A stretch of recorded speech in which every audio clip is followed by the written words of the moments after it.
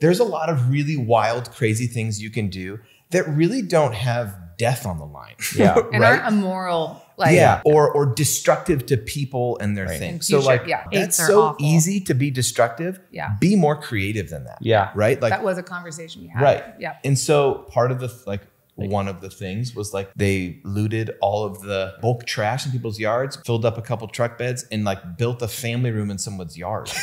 Right? That was just recently. That's awesome. That was phenomenal. This is the Unleash Your Purpose podcast. Hey, welcome back to Unleash Your Purpose podcast with your host, Sara Senters, my beautiful co-host, Sara. Thank you. And we have a new co-host joining us.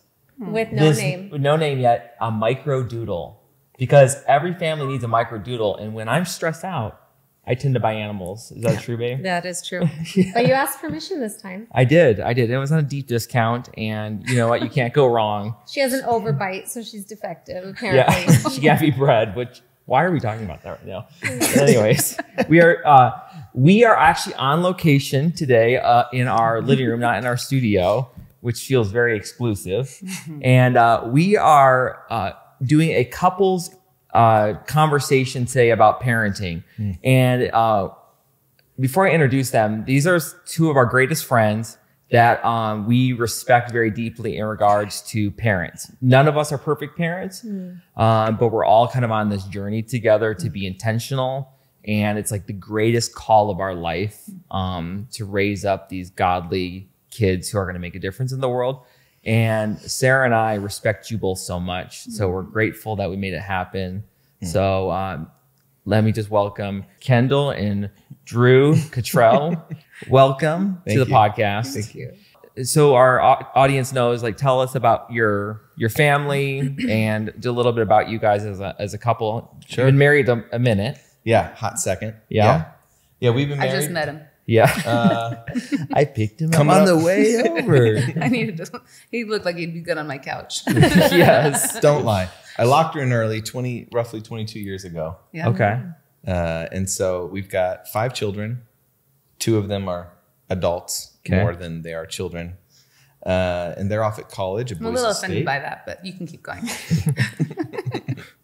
Never allowed to make the kids older than they are. Yeah. Oh, yes. And then 3 others over, 1 at a high school and 1 at grade school, or 2 at grade school.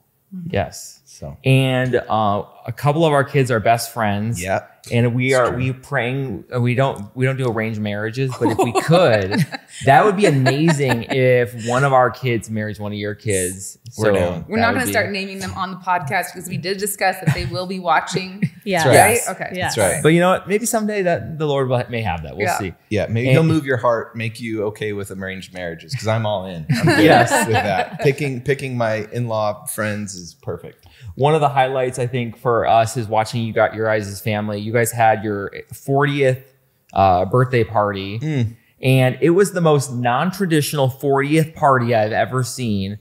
But it was like the deepest, brought us the biggest joy just to watch. Yeah. I think we left there and we could have cried because we told you that we could have cried because we were like, it was such a beautiful picture of just past friends, new friends, but then your kids all being there and enjoying it. And seeing how much your kids love you, grandparents are there. Like, that was really special. What was this vision? Whose idea was this? It was the vision really is hers. She's the genius, the creative, the one that brings beauty into all of life. And I keep some structure here and there. Yeah. Well, I feel like there's all this pressure to do 40ths really well. Like 40th birthdays have gotten out of control. It's kind of turned into bachelorette parties or 30th. Yes. I think every party, just even kids sports, and banquets, and everybody gets snacks after, everything's gotten so big. And so we had all these friends that did some huge, amazing birthday parties. Trips and out of the travel. And that sounded so enticing and so wonderful. But we had this dream for so long. And making it happen was so, for us, maybe if they, when they hear it, it's not going to sound so wild. But for us, coming up with it and saying yes to that, and because it truly did make people uncomfortable. So what we did was, like, should I tell people? I'm realizing no one knows what we're talking about. Everyone's in costumes. Next episode, we'll reveal what we actually did. Yeah. Having, all of our friends come to a Keeley. It's what it's called. We had been to one as a family because I love to dance. So when I turned 39, And a Keeley is what? A Keeley is an Irish dance, like, for the community. Yes. And it's line dancing. So it's Irish line dancing. So it was your entire party was Irish line dancing. Yes. Drinking, friends. Yes. Yes. Celebrations. Open bar, food. Yep. And dancing galore. And dressed up. And really, I don't Totally have like dressed many photos from that night because we were so invested in just like making a moment that everybody can just be there, and like just say yes to, like, I think everybody wants to say yes to the weird stuff. Everybody wants to say, and we don't like, but there's always that pullback on like reining it in and is this too outside much? the norm? Yeah. You came so like all bowed, this huge bow. Oh my gosh. I was like, And I these don't know what shoes to that you wear. knew, I was like, should I have had a picture? I'm like, I saw the invite. If there was like a wear this, then I would have done that. Yeah. He at least had You the did skirt. a good job. Well, you had a skirt. I dressed him. It was Oh yeah, I had a what is this a skirt called? kilt. A kilt. Thank you. You just wore a skirt. Yes. You wore a Can't believe gown. you said that out loud. Yeah, she wore a gown like she was going to the Oscars. I wore a Yes, it's kilt. true. And she was did. dancing with a guy dressed as Braveheart in blue makeup. Yes, So- you were. But I did the line dancing. Yeah, you did. I was No, not on the you guys side. were such a good time. It But- was such a gift. But what a picture, like, to me, I always think, okay, I have this whole thing, I have a text on my arm, like heaven on earth. To me, what it was a picture of, you had all of your kids, your friends from 20 years ago to just years ago, your family, all there. Yeah. And the kids, you guys had like what brought us to tears, and afterwards we talked about it for 2 days, was you had all your friends there just laughing and being like doing things they'd never done before, because everyone loves just weird and loves a little thing outside the norm. Everyone has that, I think, that deep in them. But your kids prepared for this moment. Yeah. And you guys had this dance. You guys would look at each other, make eye contact, and be like, it's go time. And they all had this choreographed dance together. And the kids, like, not one was on their phone. Yeah. Just smiling It's true. and being present with each other. Yeah. And what a beautiful thing. And that, honestly, is, you don't see that. That's beautiful, but you don't see that in today's culture, in today's world, with a lot of families. Yeah, I think a big part that we, in talking and planning for it, and I think it's really a piece that's woven totally throughout all of our lives, which and more so the older we get, which is doing, really in pulling, making sure that we're present of and recognize who God is in the moment, in that space, and then also in that or through that going, what do we want? What do we want from this moment? Like, what do I want from this 40? Well, I want my kids there because it's also right on our 20th or right after it. 20th anniversary. And so we want them to celebrate this marriage and this union and this, we want them to dance, and we want us to be able to do this as a family. And we want to invite other friends into that space where we kind of prep it with how we do whatever we do, so that it's easy for them to kind of get pulled into the current of all that, Yeah. And so it kept kind of coming back to like, is this what we want to do, or is this what we think other people might expect or want to do? Because that I don't care about. This is what I want to focus We on. designed a kitchen once, and the only way I got through that is I had to pretend no one else would show up. Like, no one would ever see it. And it helped me be free to do what we wanted to do. What was interesting is that I actually had to do that for that party. Is like, no one's going to show up, which the whole intent is for people to show up to the party. Sure. But like in essence of like, no one's going to show up to this party. What would I have happen? If I could like create this like story, what would I want to have? And the kids did. They said yes to it in such big ways, or I think James James would have been 19. And he is like making sure he got to invite a couple of people, and he's making sure all of them show up, dressed to the nines. Yeah. He was super invested in like what his little brother's outfit was going to, like them just saying yes to us. was such a gift. But there was not one kid on a phone in that party. No. And they were all intentionally very sweating there. and dancing. Oh, it was so sweaty. It was so the good. paint dripping. Oh, it was so good. I really appreciated how well you guys said yes to that. Yeah. Because I mean, there were people on the outskirts that were loving it and they were so there and present. But I know that it took a lot for everybody that was able to say yes in all their ways. And you guys just said as much yes as we offered. You were like, okay, then yes. Okay. We're in. We'll do it. Well, I think, and I had no question that you guys would do that. Yeah.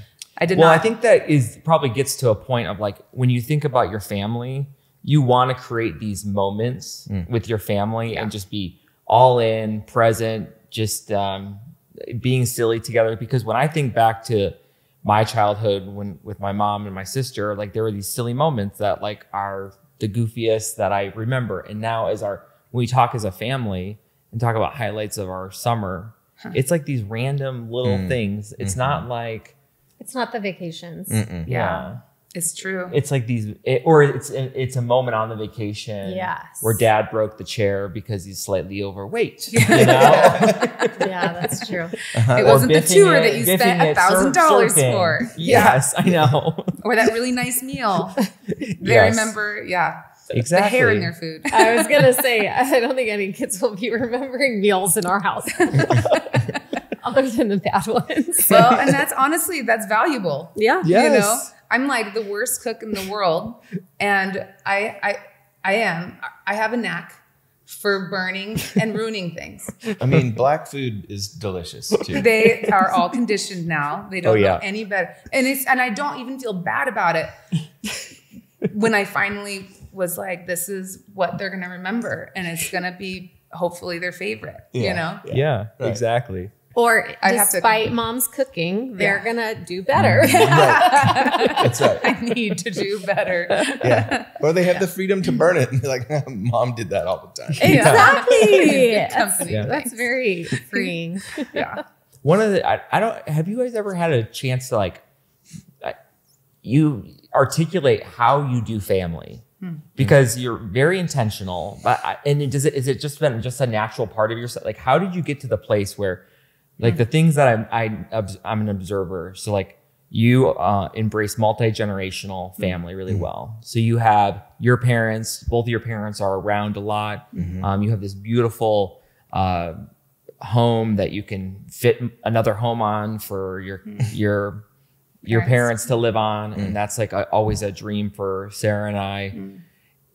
And your kids are very involved with grandparents and you guys, and the kids play together. Or even when adults are around, like your kids have stories they want to share with us and other people, which is actually very unique. Have you ever recognized that you're different?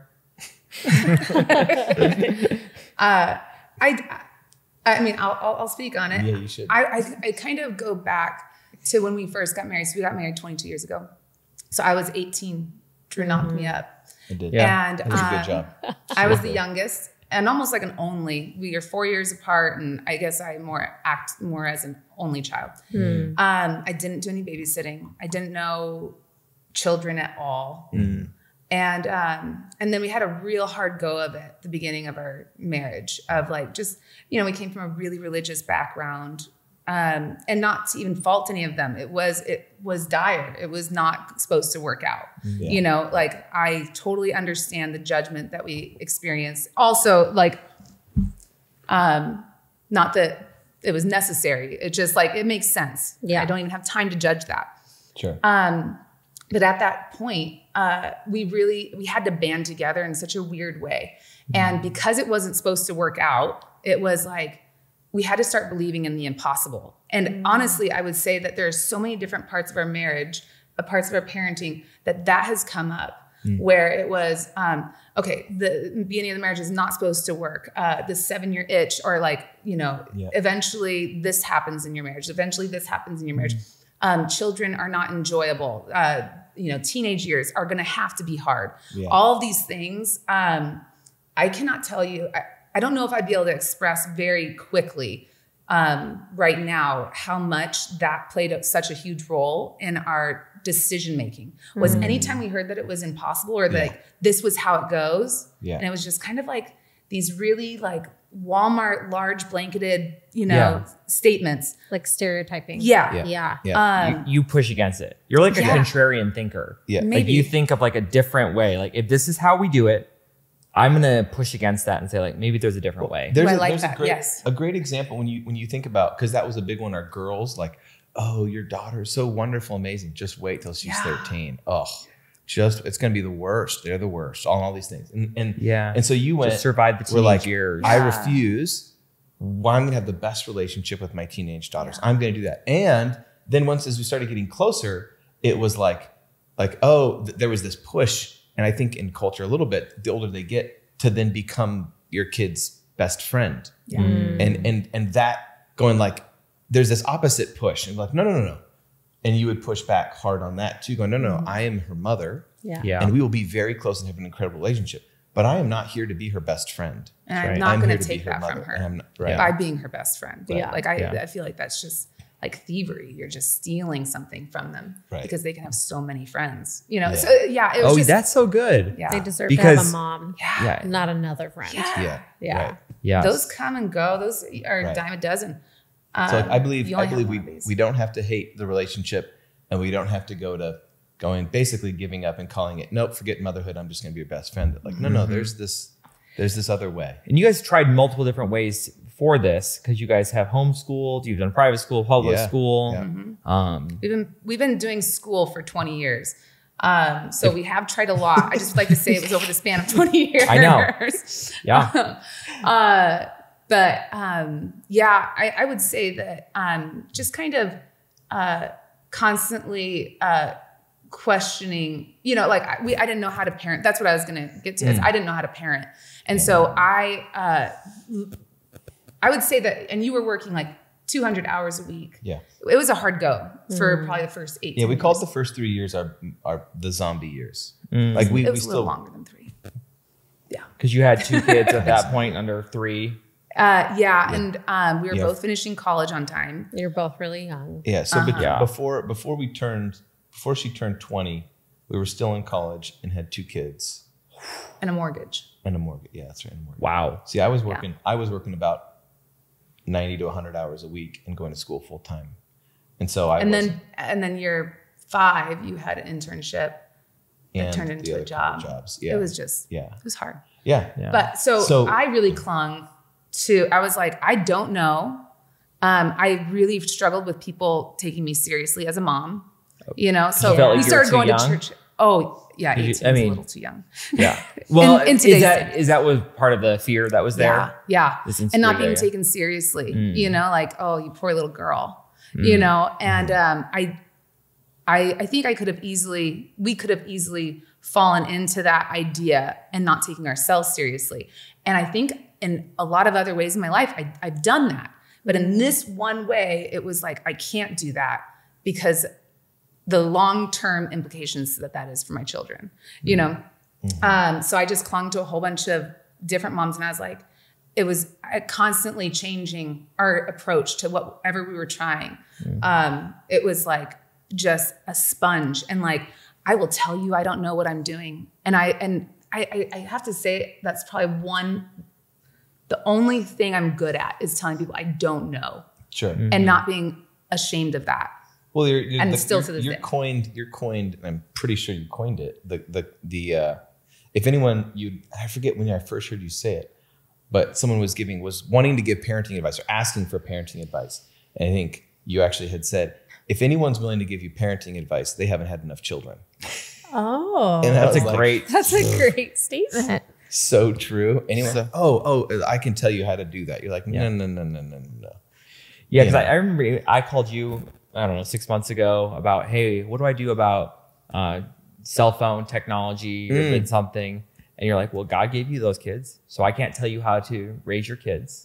And so you're probably doing a good job. And here are some things we've tried. Yeah. And it was so valuable and helpful. But yeah, because you haven't, it takes the more you parent, the more you realize how difficult it is. Yeah. Grace And you how have to have different for your kids all are and would be from someone else's kids. Yeah. Like, Yeah.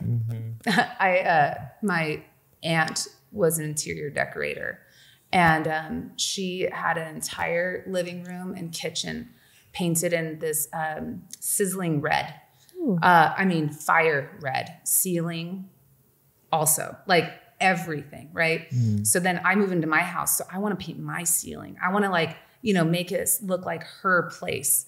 And so she's like, I mean, we can do that. She has Japanese antiques and, antiques from South America. Like she has this luxury, beautiful stuff that she's layering and layering and layering.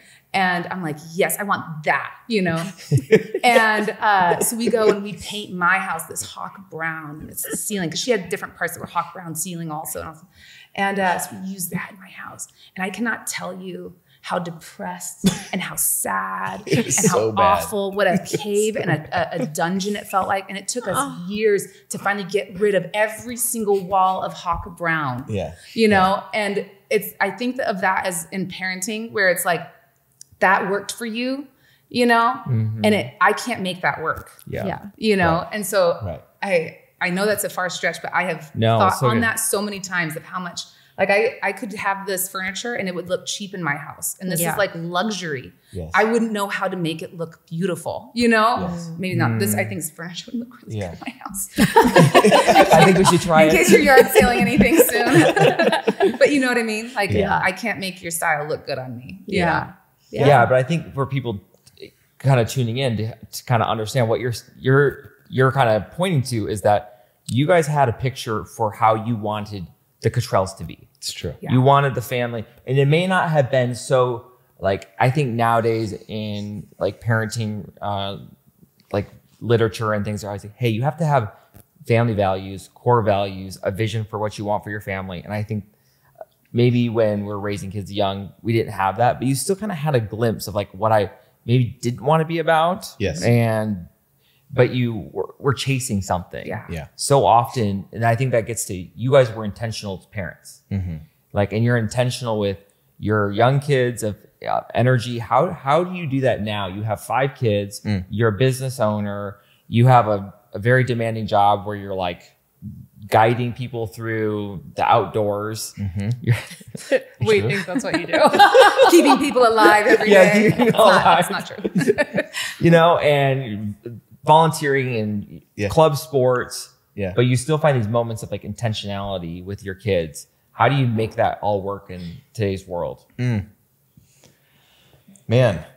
well, I think the first part that I would say to all of that is just if there's a theme that runs in what we're doing, it's consistency. Okay. And I wouldn't say it's That's the word I was thinking of. Yeah, it's not consistent. It's consistency in the intentionality.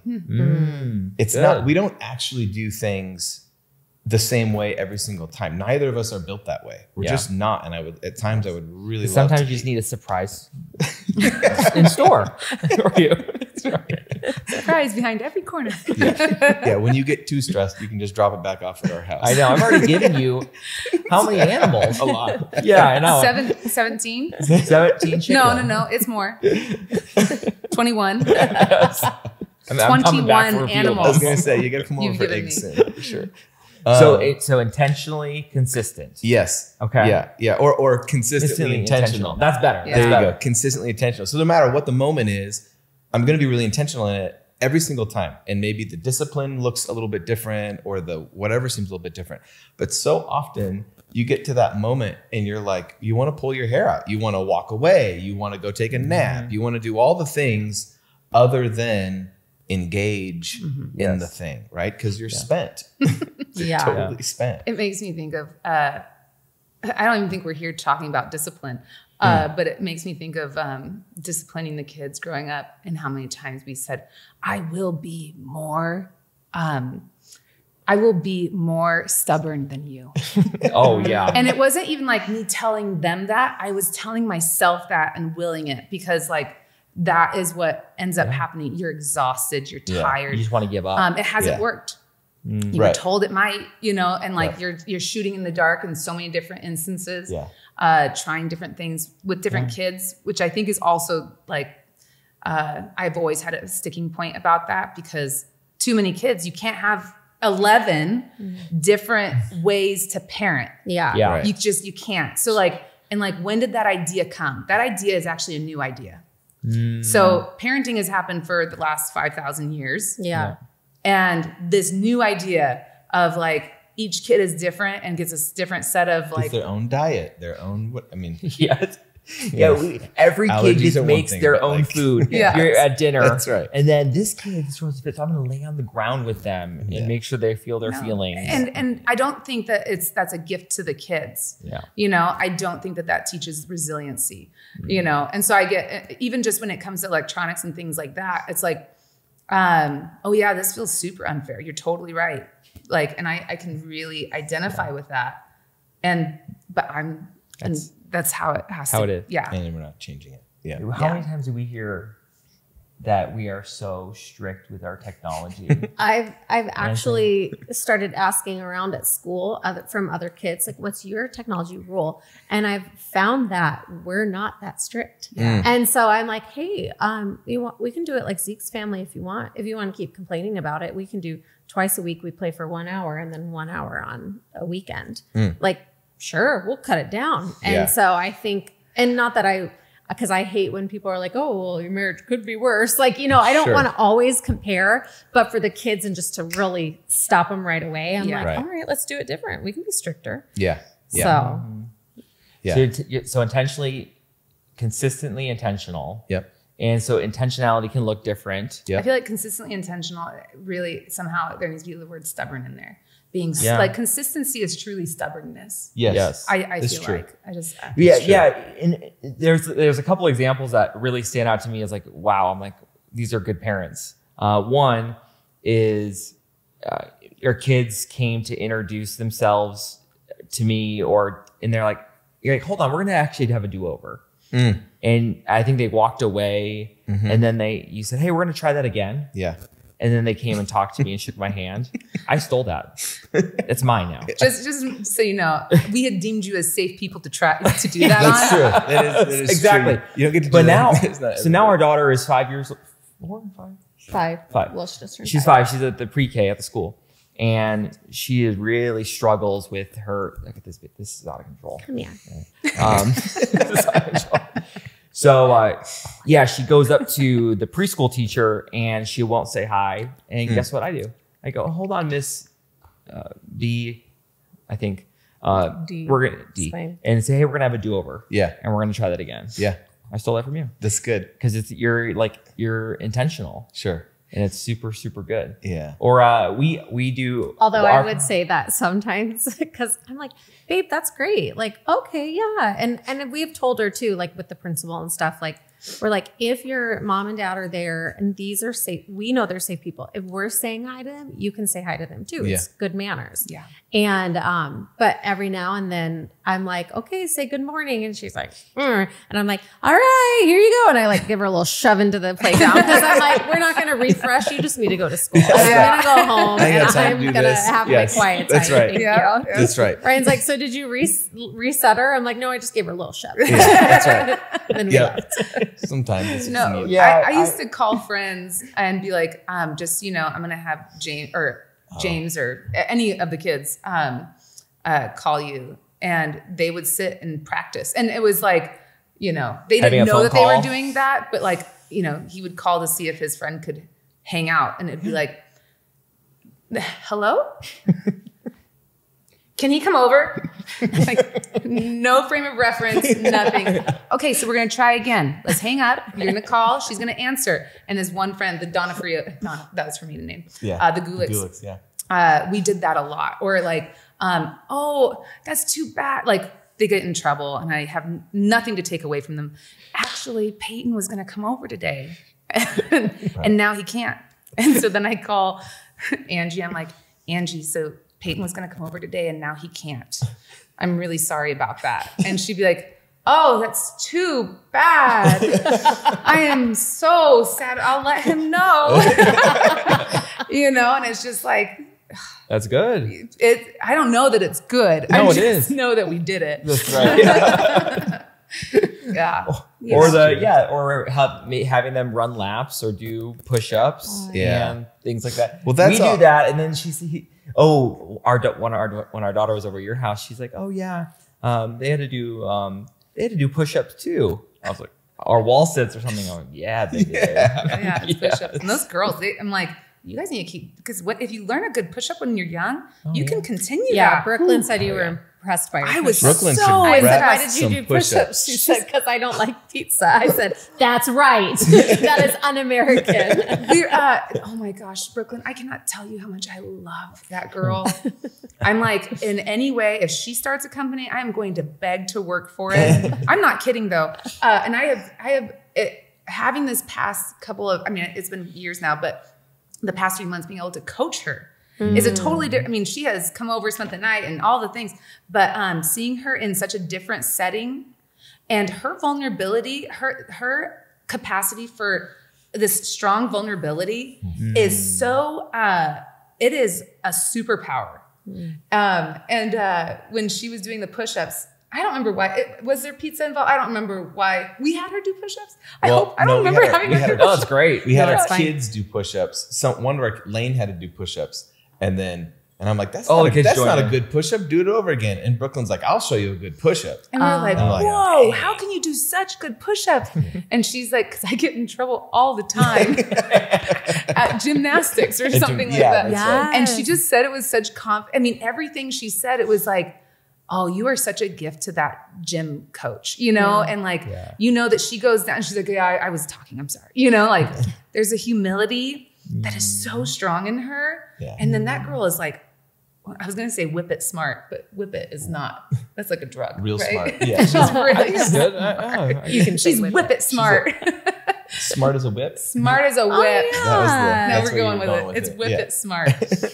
That girl is incredible. Yeah. I love her so much. All of your kids.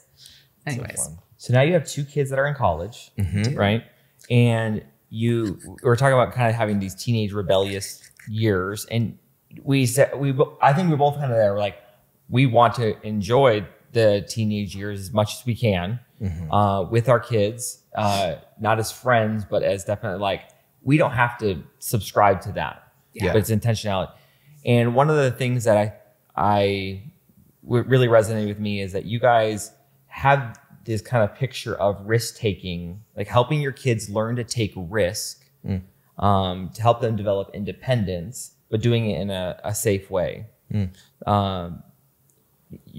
Like sharing stories from your son when he was like part of the youth group or in high school, like things that they did for fun, which typically right now might look different in society, but like things that were risky. Like, can you give some examples of like the kidnapping the pastor? And just for context, we filmed like kidnapping the pastor. Yeah, exactly. Just for context, we filmed an episode 2 or 3 episodes ago, and we talked about in today's generation, there's so much anxiety with today's generation, and it comes down to a lot of the parenting is that we are we don't provide enough supervision on screens. Yeah. And we are overly protective in the real world. Yeah. And we don't allow our kids to take risks, so they don't develop any resilience. They don't understand like how to have fun, but also like do it in a safe way. And I thought you guys had, one of the things that I loved is that you're teenagers, you're like the gathering house, and they all play games together, but then they all go do crazy activities together. So was that always like a vision that you guys had for your family? And what are some of the things that you did with your young adults and teenagers to kind of keep them close, but then allow them to explore? I know that's a lot of questions in one, but sure. Well, I would say that I was a wreck as a child. I was a true wreck. Actually, I woke up this morning thinking about just like what God has. Just some really. I just saw a lot of darkness. I participated in a lot of darkness. I searched for a lot of darkness, and God just protected me from so much of it. And like the fact that my daughter, who's 21, has not seen the level of darkness. Now, she is not perfect. She is perfectly imperfect. And it has not had to experience a lot of that darkness. Is just, I feel like, such a God's grace to this degree we could talk about for a long time. But I know that my parenting was very indicative of that. You know, my household had a lot of violence in it.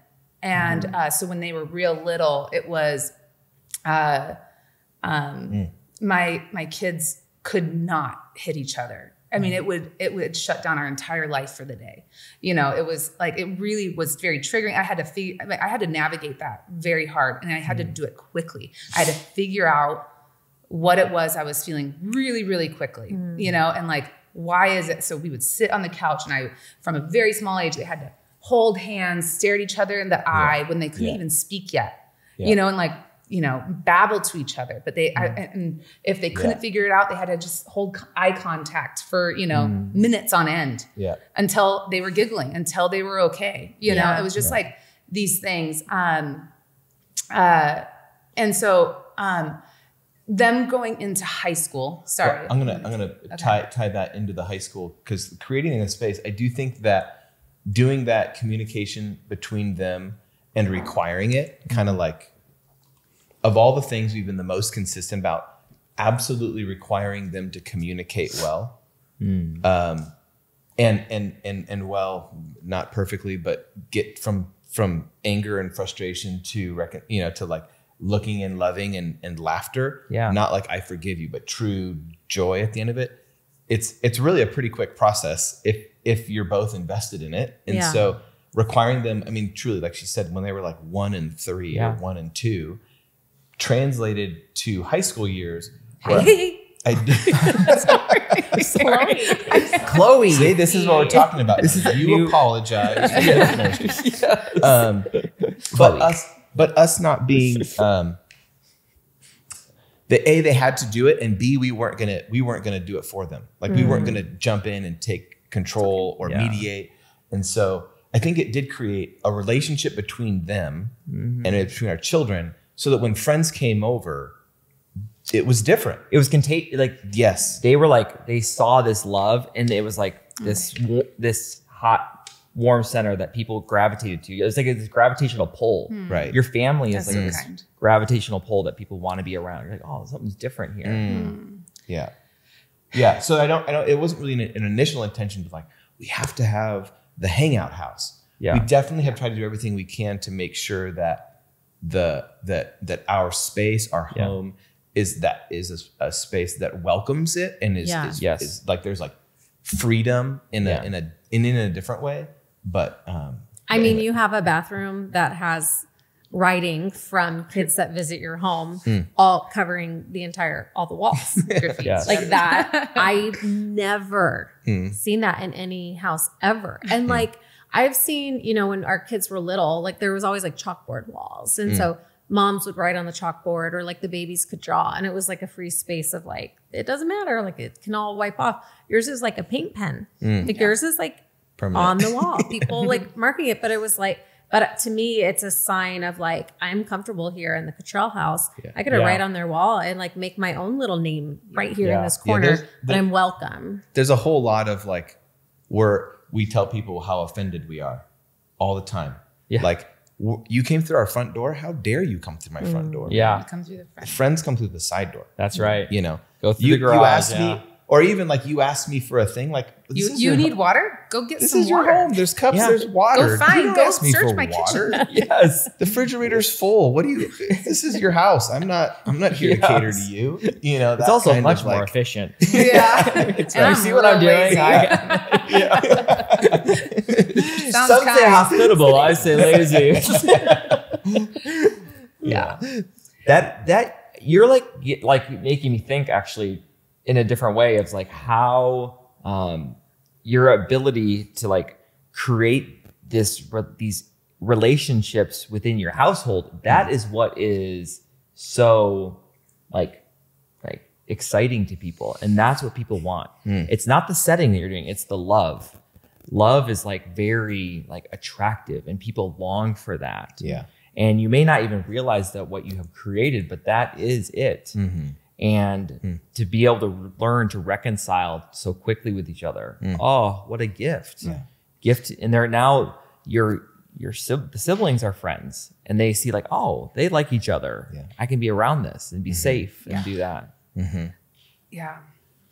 I mean, I could go 15 different directions from that point. But I remember growing up, I had a friend that wasn't allowed to come over to my house because of the stuff at my house. And I remember being so torn up by that. And I got a text from Charlie May yesterday. And it was just one of the most sweet texts ever. And it was one of her friends had called us to talk about something. And she wanted to know what she should do. And she was literally under a table. And she was just sad, and she's like, what do you think I should do? Like, and it was the sweetest, best moment.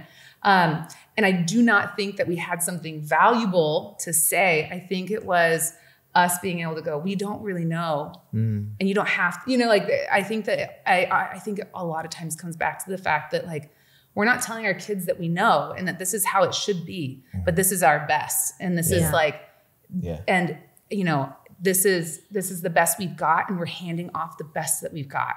So please do whatever you want with that. But like, it's okay to not know. And they're probably coming to you because they're longing for the presence of like, you're like the safe space and the love. And they're just like, you don't need the words. I just need the presence right now. Well, and I do think that like, people just want, honestly, our deepest soul's desires just be pointed back to Christ. And if you do that in iota with like true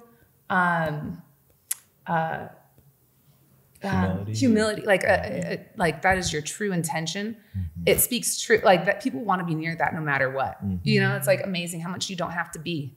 Like we don't have to be anything. And I really, it was neat. Because Charlie May texted me about that friend. She was like, I'm just so proud that my friends come to you, and it's like, she heard what we had nothing to say, like we didn't have some answer for her at all, but it's just, it feels good to be around Christ, so if you're pointing towards Christ at all.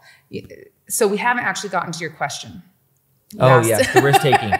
I think that. You're kind of bringing it into context that this is the priority. It is hard to answer certain questions without the backstory. A little bit. And that's maybe just how we think. But we had a conversation with Lane, who's our third freshman, good friends with Javi, and could be a good contender later on. Kids, we know, we told you this many times. We won't talk about it too much. But she, she had everybody thought she'd been to a party for after homecoming. And all of our friends, kids, it's amazing. Like we have all these friends in our neighborhood, and all their kids go to high school with her. And so they heard that she was at this party. And so they went up to the party. They tried to get in. And the dad's like, no, I don't know you. You can't come in. They're like, let us get our friend. She's drinking, and like, and they were like upset. So then Lane's getting a whole bunch of texts, but she doesn't have a phone. So they're actually texting my phone. And I'm going like, so she, he just shushed me. That was going to come out I know, in this conversation. Anyways, and that's not a secret. But we'll talk about that. So, and I'm going, oh, this is hilarious because Drew is at this party with her. Oh, yeah. Like, and they don't know that, Anyway, so it brought up all these conversations of like, she had thought that it was, she knew it was a party. She comes from a little 8 graduating class, tiny Christian school. A party is not a party. No. Right? And maybe they should. It's like when 3 of them are gathered. Yes. It's a rager. Right. And so Drew went over to like figure out what was going on. And he's like, he hung out with the parents. There was no drinking. There was nothing going on. But it had sounded like that to a lot of the kids. Right. And she didn't quite know. Like she just she didn't quite understand. Anyways, we ended up having to have this really long discussion. I'm not giving you all the details that don't matter, but like at the end, we are having this conversation with her and we were like, Lane, we desire to have a different relationship with you than everybody else has with their parents in these years. Yes. And so we are offering this to you. And I've had so many conversations. We don't have a curfew for our kids. We never have. And the crux of that was communication. Communication. Right. Like, oh, no, you tell us if it sounds like it could possibly be a party. You're going to go navigate it. You're going to this or whatever. Like we could do it a million different ways. There's so many ways to skin this cat. Yeah. Right. And so we're offering that to you. And if we cannot do that, we have to go that route. Everybody has told us is the way immediately. Yeah. And we don't want to do that. Like we are, what we're offering you is something completely different. But it's up to you to pick it up and run with it and hold on to it. And accept it. Yeah. So I think that was kind of developed with Charlie May and James a really long time ago and kind of morphed into that. It was like always constantly changing, but it was always asking the question like, so what is good about, like, what is it that you're wanting out of tonight? Yeah. Like, and how are you going to get that tonight? What are your plans? Yeah. Essentially. Who are you with? Yeah. And it was typically, and that's how it always kind of ended up always being at our house. So you can mess up our basement. You can mess up our kitchen. You can eat all my food. You can be loud and I cannot sleep until 2 a.m., until 4 a.m. If you want to have a good time here, you have full free reign. I will not say no about any of the wild ideas you can come up with, And so it's like, I would say that that's kind of our holding ground, our basis. Yes. And so then it created a space for all these kids, because kids, they do want to know how to have fun. Yeah. They do want to know how to commune and be together. And we really, as a society, only show them one way in these age groups, Yeah. And the creativity of knowing how to get into good trouble. Yeah. Right. And that's what we go get into some good trouble. I'm like, what is good trouble? Well, I think sneaking out at the golf course at a Christian camp. Like you're teaching kids, like, because you need that. They need to get that. Yes. They need to work that muscle. It's like, oh, this is kind of risky. This is kind of fun. Right. Yeah, I think so. And knowing how to gauge it. Yeah. So going to TP a house. There's a little bit of my work that comes into play here, which is risk management. And so it's you're looking at like what's the risk that you're taking? So basically, what's the benefit of doing the thing and what's the fallout? And so like, there's a lot of really wild, crazy things you can do that really don't have death on the line. Yeah. And aren't immoral. Like, or destructive to people and their things. So like, I think there was when our kids were still in high school or older too, like people were doing things to people's houses that was destructive or harmful. And it was like eggs. Dumb. Eggs That's so awful. easy to be destructive. Yeah. Be more creative than that. Yeah. Right. Like that was a conversation we had. Right. Yeah. And so part of one of the things was like they looted all of the bulk trash in people's yards, stole furniture, filled up a couple truck beds, and like built a family room in someone's yard. Right. That was just recently. That's awesome. That was phenomenal. You're that's so creative. No destruction. No, whatever. And they take up. They're all sitting. Oh, there, they did. They They take a photo. all played like a board game in the middle of the night and had pictures. Yeah. Yeah. Well, and then there was talking about truly, the doorbell ditching, right? Yes. But so doing one time, one of the kids, they had just had a baby, and they doorbell ditched them. And I'm going, this is my red flag. Like this is, we now are shut down, Yeah. And so then, they learned, and they was like, you want to do it to the friend, because you don't want to do it to some stranger that might shoot you. Yeah. So you do it to the friend. It might be a little bit upset. Yeah. Right. Just the right amount of upset. Might call the cops on you. Anyway, because, and the cops truly did get called. Oh, they did, yeah. And by the end of the night, we had a video of James racing the cop down the street in a foot race. You know, and it's just like running just for fun. Yeah. You know, and like they were like, we know the guy, and the guy verified it, whatever. And it ended up being a like, lovely. So you guys ran away, huh? Like, how quick do you think you are? And the police officer literally like, on your mark, get set, go, foot race, while the other police like timed him. That's amazing. That is awesome. Yeah. But like, I don't know. You just. And this doesn't happen. And what people need to know is it can happen. Yeah. And it should happen. This is what kids should be doing. I mean, when you guys were hanging out over here and all your older kids had to leave because they had a board game night, and you have 10 kids who are in high school and college all want to hang out at your house and play board games. Instead of just I teach at a college with all college kids, and it's silent. They know each other. They just are on their phones, just anxious. Yeah. And you're breaking that down. And it's maybe because your kids don't have cell phones and don't really this isn't important to me. And you're just creating these moments where these kids can just thrive and experience true joy, happiness, adventure. Like, get back to that. Thanks for joining us for the Unleash Your Purpose podcast. Be sure to like, subscribe, and leave a review. We'll see you next week.